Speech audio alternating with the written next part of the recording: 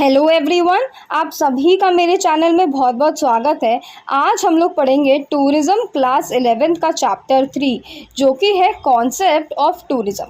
Part 2 है ये video का। पार्ट 1 मैं ऑलरेडी बना चुकी हूँ। अगर आपने नहीं देखा है वो वीडियो तो आप जाके देख लीजिएगा। पार्ट 2 में हम बात करेंगे बैरियर्स टू टूरिज़्म की और फॉर्म्स ऑफ टूरिज़्म की।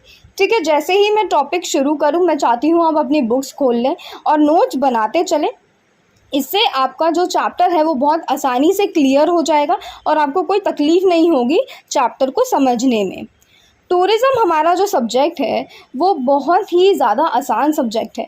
तो इसमें टीचर्स क्या करते हैं, थोड़े ट्रिकी क्वेश्चंस देते हैं और मोस्टली जो बच्चे हैं जिनके पास में टूरिज़्म होता है वो ज़्यादा स्कोरिंग कर सकते हैं इसमें। इनफैक्ट 100 on 100 भी आराम से ला सकते हैं। इसीलिए आप आराम से अच्छे से थोड़ा टाइम दे लें, 1 घंटा दे लें दिन में, तो वो भी काफ़ी होगा।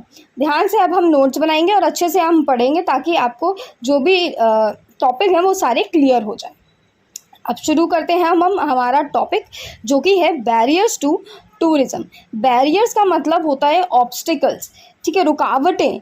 तो हमारे टूरिज़्म में भी काफ़ी सारे बैरियर्स आते हैं, काफ़ी सारी रुकावटें आती हैं जिसकी वजह से जो लोग हैं वो ट्रैवल करने नहीं जा पाते हैं, घूमने नहीं जा पाते हैं।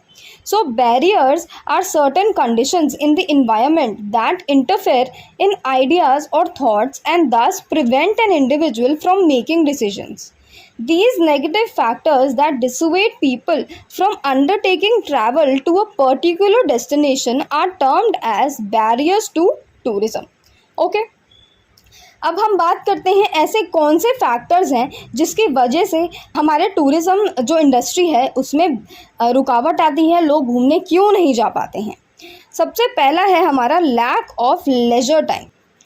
सो लेजर का मतलब होता है टू बी फ्री, ठीक है। तो इस सबसे पहला ही पॉइंट बोल रहा है लैक ऑफ लेजर टाइम, मतलब फ्री टाइम ना होना, ठीक है। बहुत कम आपके पास फ्री टाइम है क्योंकि आपके बिजनेसेस हैं, जॉब्स हैं, प्रोफेशन में बिजी होते हैं लोग, एजुकेशन हो गई और बाकी सारी कमिटमेंट हो गई जिसकी वजह से हम वेकेशन पे नहीं जा पाते हैं। Women have less leisure time than men because more of their time is spent around their families. औरतों के पास कंपैरेटिवली आदमियों से कम टाइम होता है, फ्री टाइम कम होता है क्योंकि उनका जो ज़्यादा से ज़्यादा टाइम होता है वो अपनी फैमिलीज़ के साथ ही निकल जाता है। ओके, नेक्स्ट हमारा पॉइंट है इकोनॉमिक फैक्टर। इकोनॉमिक से आपको ध्यान रखना है कि पैसे से रिलेटेड ही बात होती है हमेशा इकोनॉमिक में। इकोनॉमिक में जब हम बात करते हैं तो tourist like any other consumer operate with a certain monetary concentration, मतलब कि हर किसी के पास एक लिमिटेड पैसा होता है जो वो सेविंग्स में डालते हैं।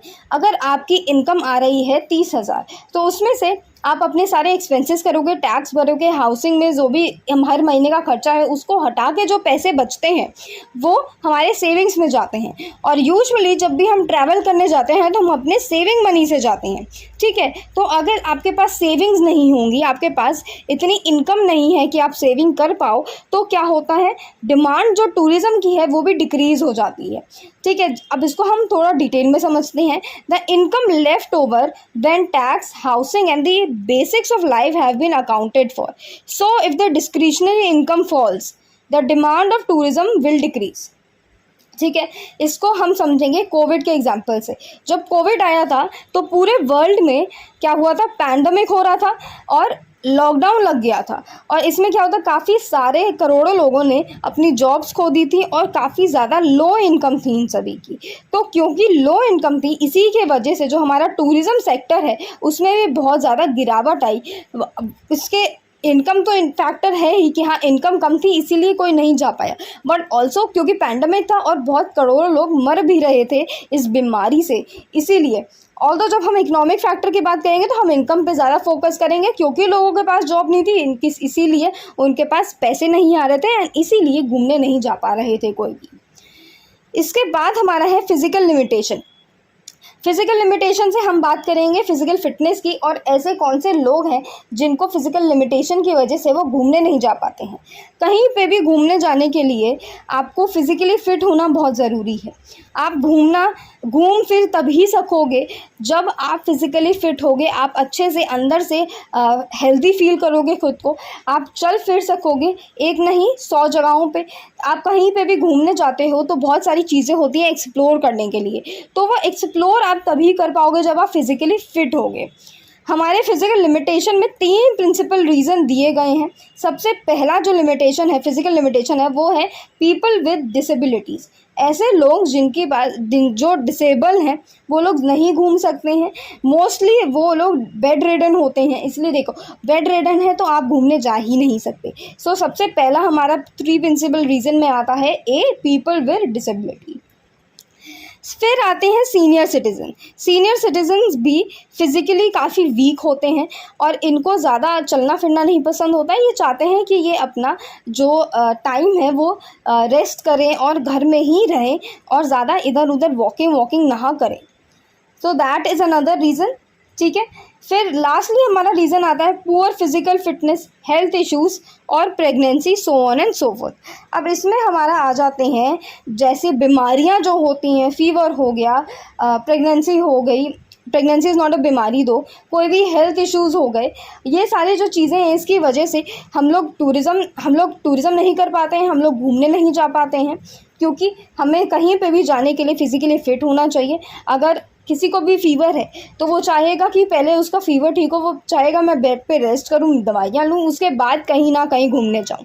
ओके, फिर हमारा आता है space and distance. Space and distance में सिंपल बात कही है कि अगर प्रॉपर कनेक्टिविटी नहीं है तो जो टूरिस्ट हैं, चाहे कितनी भी सुंदर जगह हो, चाहे कितने भी अट्रैक्शन हो डेस्टिनेशन का, पर वो वहाँ नहीं घूमने जाएगा अगर वहाँ पे ढंग का कनेक्टिविटी नहीं है, अगर वहाँ पे ढंग का ट्रांसपोर्टेशन नहीं है। सो कनेक्टिविटी आप जब भी पढ़ोगे, no proper connectivity means transportation. Okay, so कहीं पे भी जाने के लिए आपका अच्छा ट्रांसपोर्टेशन होना बहुत ज़रूरी है, तभी आप अच्छी अच्छी जगह देख पाओगे। इसके बाद अब हम चलते हैं फैमिली स्टेज पे। फैमिली स्टेज सिंपली बता रहा है parents of young children, newborn baby होते हैं तो उनकी केयर बहुत ज़्यादा होती है। सिमिलरली सीनियर सिटीजन होते हैं तो उनकी भी केयर बहुत ज़रूरी होती है। कहते हैं ना छोटा बच्चा और बूढ़ा एक समान होता है, तो दोनों ही इसमें बहुत ज़्यादा केयर लगती है और इसीलिए ही ये क्या हो जाता है, ये हमारा फैमिली ऑब्लिगेशन होता है, इनकन्वीनियंस होता है। इसकी वजह से जो देखभाल कर रहे होते हैं न्यूबॉर्न बेबीज़ की और सीनियर सिटीजन्स की, वो ज़्यादा ट्रैवल करना पसंद नहीं करते हैं और वो अवॉइड करते हैं कि बच्चे हमारे बड़े हो जाएं या सीनियर सिटीज़न का कोई ध्यान रख ले तो हम घूमने जा सकते हैं। बहुत बार सिंगल पीपल जो हैं, अकेले जो लोग होते हैं, वो भी ट्रैवल करना अकेले पसंद नहीं करते हैं, क्योंकि उनको कोई ट्रैवलिंग कंपेनियन चाहिए होता है, कोई चाहिए होता है कि उनके साथ वो घूमने जाएं। इसके बाद है हमारा सेफ्टी एंड सिक्योरिटी।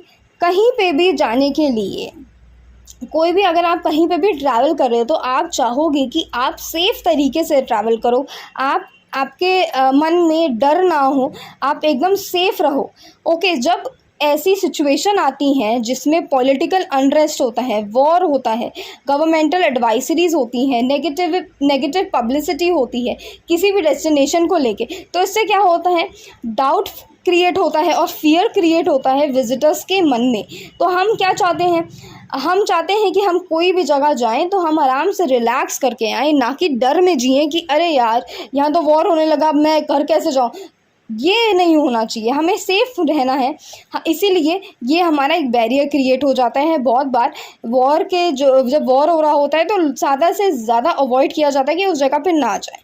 ठीक है, नेगेटिवली पब्लिसिटी जब होती है कोई भी जगह के बारे में, अगर मीडिया पे या ऑल ओवर द इंटरनेट बुराइयां हो रही हैं कि ये जगह अच्छी नहीं है, ये जगह अच्छी नहीं है, तो आप ऑटोमेटिकली कहोगे कि नहीं यार, ये लोग तो होके आए हैं, इनको ये जगह अच्छी नहीं लगी, मतलब ये जगह अच्छी नहीं होगी।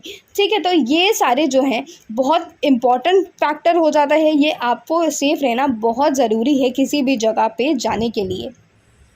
इसमें एग्जांपल्स हैं 9/11 terrorism, for women travelling alone. बहुत सारी औरतें हैं जो अकेले ट्रैवल करना पसंद नहीं करती हैं क्योंकि उनकी सेफ्टी पे कॉम्प्रोमाइज़ होता है, उनको अपनी वो सेफ़ फील नहीं करती हैं, इसीलिए विमेन अकेले ट्रैवल करना ज़्यादा प्रेफर नहीं करती हैं। The global tourist traffic during SARS and swine flu outbreak. Covid के टाइम पे जब भी ऐसी बीमारियां फैलती हैं, चाहे कोविड हो गया, चाहे स्वाइन फ्लू हो गया, आप कोई भी कंट्री में प्लानिंग करोगे जाने को और आपको पता चलता है कि अरे नहीं, इस कंट्री में तो ये बीमारी फैल रही है, तो आप वहाँ जाना कैंसिल कर दोगे। क्यों? क्योंकि वहाँ पे क्या हो रहा है, बीमारी फैल रही है, आप उधर जाओगे तो आपको भी बहुत ज़्यादा हाई चांसेस होती हैं कि आपको भी वो बीमारी हो जाए। इसीलिए you will avoid that city और यू कंट्री और दैट स्टेट। तो आप अपनी क्या कर रहे हो, सेफ्टी को सबसे पहले प्रायोरिटी दे रहे हो कि नहीं भैया हम उधर नहीं जाएंगे क्योंकि हमारी सेफ्टी कॉम्प्रोमाइज़ हो रही है। नेक्स्ट पॉइंट आता है हमारा इंफ्रास्ट्रक्चर टूरिज़्म। इंफ्रास्ट्रक्चर टूरिज़्म बहुत बड़ा फैक्टर प्ले करता है और ये एक एज अ बैरियर भी होता है। So infrastructure tourism is highly dependent on the infrastructure being provided to the tourist. No matter how beautiful the destination is, tourists will not visit the destination if there is poor local ground transportation, hygienic condition, short of electricity and availability of water. ये जो चारों चीज़ें हैं ये एकदम basics ही हैं, ये एक हमारी नेसेसिटी है। हम लोग कहीं पे भी जाना चाहते हैं तो हम चाहते हैं कि पानी हो, इलेक्ट्रिसिटी हो, हाइजीन हो और आराम से हम लोकल ट्रांसपोर्ट वहाँ का जो है वो यूज़ कर सकें। अगर चारों ही नहीं होंगी तो चाहे वो डेस्टिनेशन कितनी ही सुंदर हो, हम में से कोई नहीं उधर जाना चाहेगा। क्यों? क्योंकि हमारी बेसिक नेसेसिटी वहाँ पे नहीं है। हमें ढंग का होटल नहीं प्रोवाइड हो रहा है, हमें ढंग का अकोमोडेशन नहीं हो रहा है, ना ही हमको अच्छे से ट्रांसपोर्टेशन मिल रहा है along with hygiene, electricity and water. Okay, इसके बाद फिर आता है पॉलिटिकल गवर्नमेंट पॉलिसीज़। ये जो हैं ये गवर्नमेंट पॉलिसीज़ होती हैं जो कि बैरियर की तरह एक्ट करती हैं टूरिज़्म में। काफ़ी टाइम बहुत बार होता है गवर्नमेंट हमारी ऐसी पॉलिसीज़ निकालती हैं जो कि टूरिस्ट को ज़्यादा सूटेबल नहीं होती हैं। ऐसी गवर्नमेंट पॉलिसीज़ क्या क्या हो सकती हैं उसके बारे में हम बात करते हैं। सबसे पहला है गवर्नमेंट टैक्स पॉलिसीज़, ठीक है। उसके बाद है restriction to the entry of charter flight. Okay, see है हमारा hassle at custom and immigration and last जो हमारा है वो government regulation through visa restriction. Okay, उसके बाद हमारा आता है communication and technology. Communication and technology में जो सबसे बड़ा बैरियर है वो है लैंग्वेज। कोई भी देश में आप जाओ, हम हिंदी बोलते हैं कॉमनली, नॉर्थ इंडिया में हिंदी बोली जाती है। सो नॉर्थ इंडियन का हम में से कोई साउथ में जाता है तो हमें ऑब्वियसली बात है हमें हिंदी आती है और इंग्लिश आती है। वहाँ पे हमें कोई ऐसा व्यक्ति मिलता है जो सिर्फ तमिल बोलता है, उसे इंग्लिश नहीं आती है, एग्जाम्पल में लेते हैं, उसे इंग्लिश नहीं आती है, उसे सिर्फ तमिल आती है। तो आप उससे डायरेक्शन पूछ रहे हो कि भाई यहाँ से मैं कैसे जाऊँ, और वो आपको तमिल में जवाब दे रहा है, तो आप उसकी शक्ल तो देखोगे और कहोगे कि यार मुझे तो कुछ समझ ही नहीं आ रहा है ये क्या बोल रहा है, और उसे नहीं समझ आ रहा है कि आप क्या बोल रहे हो। तो ये क्या है, ये एक बैरियर है क्योंकि आप दोनों में से ही कोई एक दूसरे को समझ ही नहीं पा रहा है। तो ये हर स्टेट, हर सिटी, हर कंट्री की कोशिश रहती है कि हम ऐसी टेक्नोलॉजी लाएं जिसकी वजह से लैंग्वेज जो है वो बैरियर ना रहे। अब ऑल्दो टेक्नोलॉजी बहुत एडवांस हो गई है और अब हमारा गूगल ट्रांसलेटर जो है वो बहुत अच्छे से काम करता है। आप कहीं पे भी जा सकते हो और सीधे टेक्स्ट टू स्पीच या स्पीच टू टेक्स्ट लगाओगे, आप सामने वाला क्या बोल रहा है वो आराम से ट्रांसलेट करके आपको बता देगा। तो ये वाला जो पॉइंट है, ये बहुत बड़ी चांसेस है कि आगे चल के ये जो हमारा फैक्टर है ये कम्प्लीटली हट जाए बिकॉज ऑफ टेक्नोलॉजी। लास्ट का जो हमारा पॉइंट है वो है लैक ऑफ इंटरेस्ट।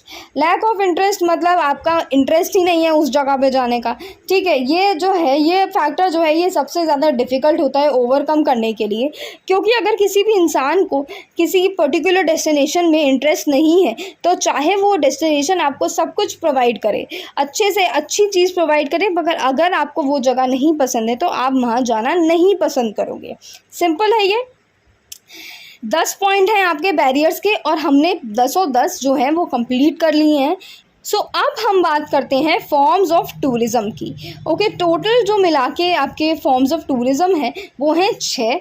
अभी मैं आपको मेन समझाती हूँ। पहले 3 बेसिक हम फॉर्म समझेंगे, उसके बाद हम आगे 3 और समझते हैं। सो UNWTO ने एक international recommendation of tourism statistics 2008 में ड्राफ्ट करी। उसमें इन्होंने 3 बेसिक फॉर्म्स ऑफ टूरिज्म बताए। सबसे पहला जो हमारा है वो है डोमेस्टिक टूरिज्म। इसमें देखो सबसे पहले तीनों में आपको क्या याद रखना है, रेसिडेंट कौन सा है, नॉन रेसिडेंट कौन सा है और फिर से रेसिडेंट कौन सा है। इनबाउंड जो है वो नॉन रेसिडेंट है, आउटबाउंड जो है वो रेसिडेंट है। ओके, अब मैं समझाती हूँ अच्छे से इसको डिटेल में। Domestic tourism comprises the activity of a resident visitor within the country of reference। ठीक है, हम लेते हैं इंडिया को, हम सारे इंडिया के रहने वाले हैं, हम सारे इंडिया के रेसिडेंट हैं, हम सारे इंडिया के क्या हैं, सिटीजन्स हैं। फॉर एग्ज़ाम्पल मैं राजस्थान में रहती हूँ, मैं राजस्थान से गुजरात घूमने जाती हूँ, तो मैं क्या कर रही हूँ, मैं डोमेस्टिक ट्रैवल कर रही हूँ, मैं डोमेस्टिक टूरिज़्म कर रही हूँ, क्योंकि मैं इंडिया की रहने वाली हूँ और मैं इंडिया के ही स्टेट्स में घूम रही हूँ, तो दैट इज़ डोमेस्टिक टूरिज़्म। फिर आता है हमारा inbound tourism. Inbound tourism comprises the activity of a non resident visitor with in the country of reference. Okay, अब इसमें क्या हो रहा है, इन से आपको याद रखना है, इन याद रखना, इन मतलब हमारे देश में कोई आ रहा है। सो रशिया से एक व्यक्ति है, वो आता है राजस्थान घूमने, तो ये क्या कर रहा है, वो इनबाउंड टूरिज़्म कर रहा है। क्यों? क्योंकि रशिया का रहने वाला पहले बात तो इंडिया का नॉन रेसिडेंट हुआ, इंडिया में नहीं रहता है जो, उसको हम नॉन रेसिडेंट बोलेंगे। तो रशिया से कोई अगर आ रहा है हमारे देश में तो वो हमारा इनबाउंड टूरिज़्म कर रहा है।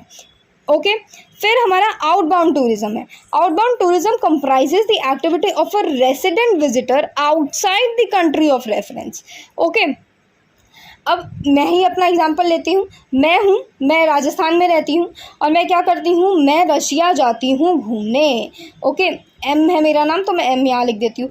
तो क्या है, मैं राजस्थान से आउटसाइड जा रही हूँ, इंडिया के बाहर जा रही हूँ अपनी कोई पसंदीदा कंट्री को घूमने।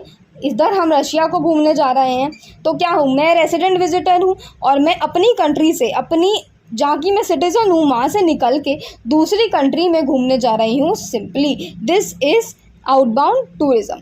ओके, अब ये अच्छे से समझ आ गया, तो अब हम आगे चलते हैं। अब to study the economic benefit of tourist movement. ठीक है, हम यहाँ पे क्या कर रहे हैं, इकोनॉमिक बेनिफिट की बात कर रहे हैं कि ऐसे ये जो टूरिज़्म होता है उसका इकोनॉमिकली हमारा क्या बेनिफिट होता है। सबसे पहला है इसमें इंटरनल टूरिज़्म। इंटरनल टूरिज़्म में सिंपली याद रखो, डोमेस्टिक टूरिज़्म आता है और इनबाउंड टूरिज़्म आता है। ठीक है, the activities of resident and non resident visitors within the country of reference as a part of domestic और इंटरनेशनल ट्रैवल।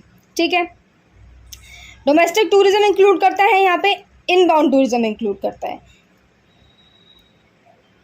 देखो इंडिया है ये हमारा सिंपल सा। ओके, तो यहाँ पे मैं अगर इंडिया के ही स्टेट्स घूम रही हूँ तो वो मैं डोमेस्टिक टूरिज़्म कर रही हूँ। बाहर से अगर कोई आके इंडिया घूम रहा है तो वो क्या कर रहा है, इनबाउंड टूरिज़्म कर रहा है। ये दोनों जब हम ऐड करते हैं तो हमारा इंटरनल टूरिज़्म बन जाता है। ठीक है, अब हम नेशनल टूरिज़्म की बात करते हैं। नेशनल टूरिज़्म इंक्लूड करता है डोमेस्टिक एंड आउटबाउंड टूरिज़्म को।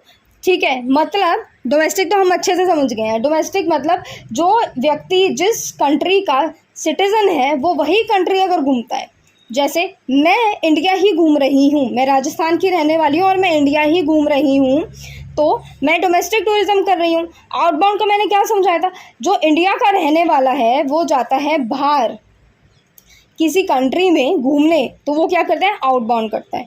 तो इन दोनों को जब हम ऐड करेंगे तो हमारा नेशनल टूरिज़्म बन जाता है। The activities of resident visitors, दोनों ही यहाँ पे क्या है, रेसिडेंट हैं। इंटरनल में हमारा क्या था, एक हमारा रेसिडेंट है, एक नॉन रेसिडेंट है।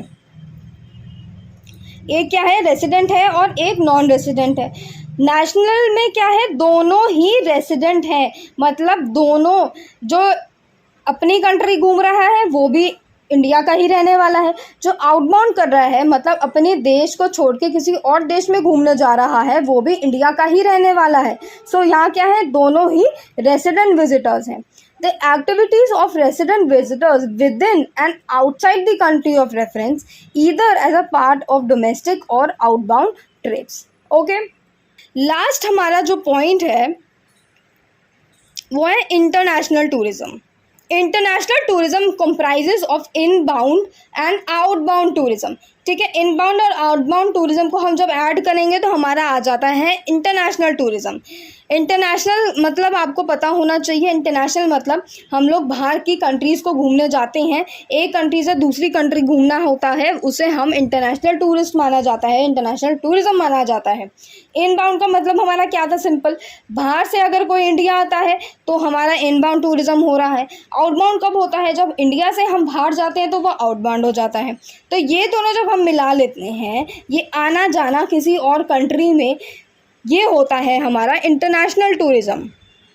सो the activities of resident visitors outside the country of reference either as a part of domestic और outbound trips. Okay, resident visitors अपनी कंट्री छोड़ के कहाँ जा रहे हैं, बाहर जा रहे हैं किसी और कंट्री में, तो ये हमारा हो रहा है आउटबाउंड टूरिज्म। इनबाउंड कब हो रहा है, जब बाहर का कोई हमारी कंट्री में आ रहा है, नॉन रेसिडेंट विजिटर्स हमारी कंट्री में आ रहे हैं, इन दोनों को ऐड करेंगे तो हमारा इंटरनेशनल टूरिज्म बन रहा है। सिंपल सा है। इसी के साथ जो है हमारा ये दोनों जो टॉपिक हैं बैरियर्स एंड फॉर्म्स, ये हो गए हैं कंप्लीट। इसके बाद मैं पार्ट 3 बनाऊंगी जिसमें हम और भी जो रिमेनिंग टॉपिक्स हैं चैप्टर 3 के उसके बारे में बात करेंगे। अगर आपको ये वीडियो अच्छा लगे, अच्छे से आपको सब समझ आए, तो आप लाइक एंड शेयर ज़रूर करना, सब्सक्राइब भी कर देना, मेरे को बहुत हेल्प होगी।